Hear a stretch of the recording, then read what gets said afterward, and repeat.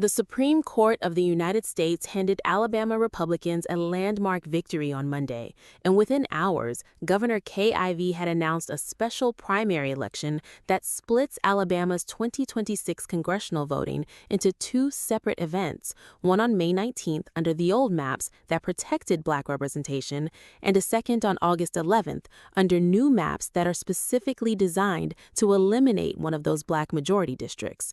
Alabama voters are now being asked to vote twice for the same congressional seats on two different dates under two different maps, with the first round of ballots already being publicly declared void for purposes of determining the party nominee by the state's own Secretary of State. This is the bombshell that Ivey dropped on Tuesday, and it is the latest and most concrete example yet of how the coordinated Republican redistricting campaign is systematically dismantling Black political representation across the American South in the weeks before November's midterm elections. To understand the full scope of what happened in Alabama this week, you need to understand the legal backstory that made it possible, because the Supreme Court's Monday order did not come out of nowhere. In 2023, a federal court ordered Alabama to adopt a congressional map with one majority Black seat in the 7th Congressional District and one Black opportunity seat in the 2nd Congressional District, where a plurality of the voting age population is Black. Overall, roughly 1/4 of Alabama's population is Black. That court-ordered map led to the 2024 election of Democratic Representative Shomari Figures, who was Black, to the 2nd Congressional District, a seat that Republicans had previously held. The Washington Post.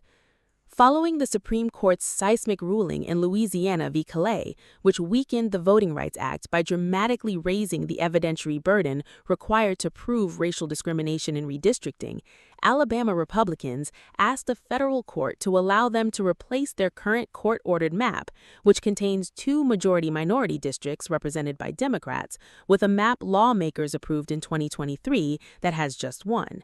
They also filed an emergency appeal directly at the United States Supreme Court. On Monday, May 11th, the Supreme Court's conservative majority vacated the lower court decision that had blocked Alabama's 2023 map and required the state to include a second, largely Black district. The order was opposed by the court's 3 liberal-leaning justices.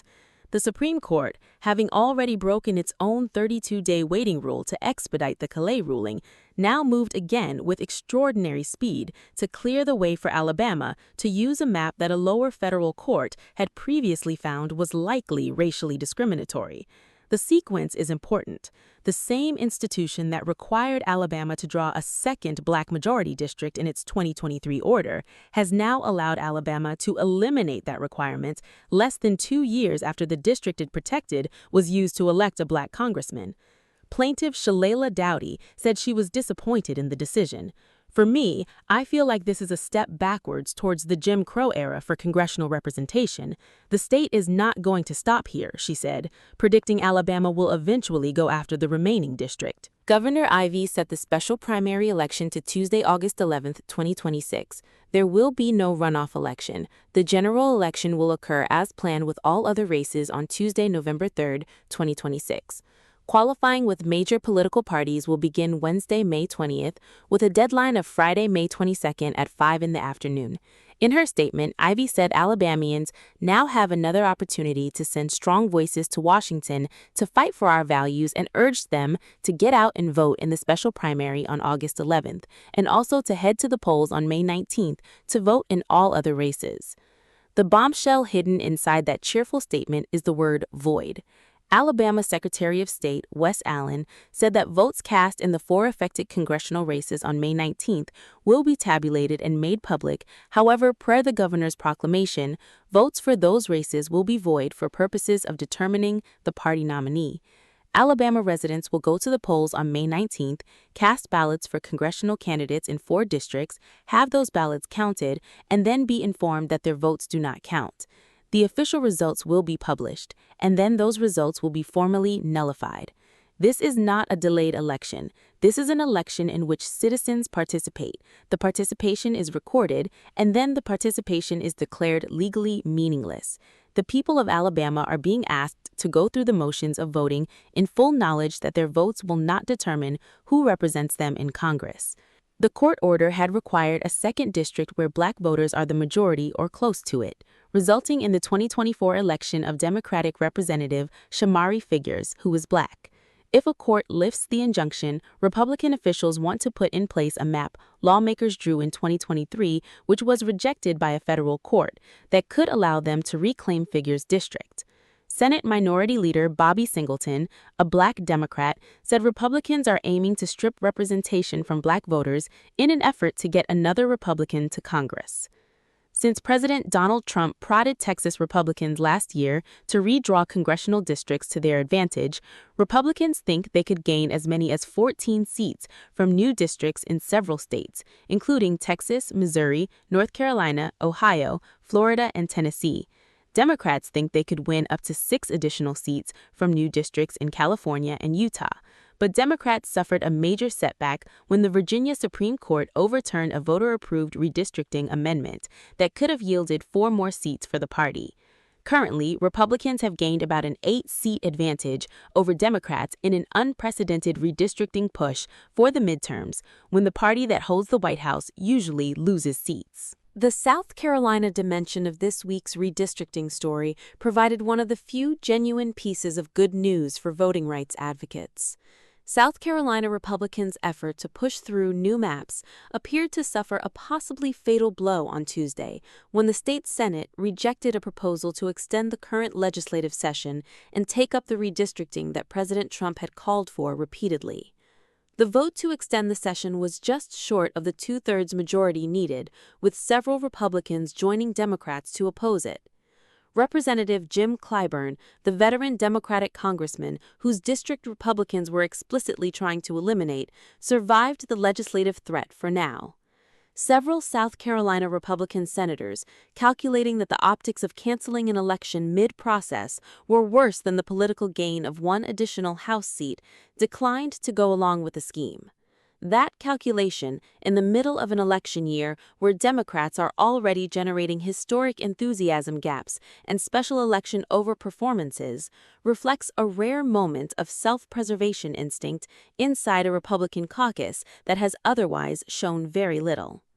The redistricting landscape as it now stands, heading into the final months before November, reveals the full scale of what has been accomplished through a combination of Supreme Court rulings, presidential pressure, emergency special sessions, and the systematic dismantling of the legal protections that black voters have relied on for 60 years. Louisiana suspended an election already underway, with 45,000 votes cast, and declared those votes void.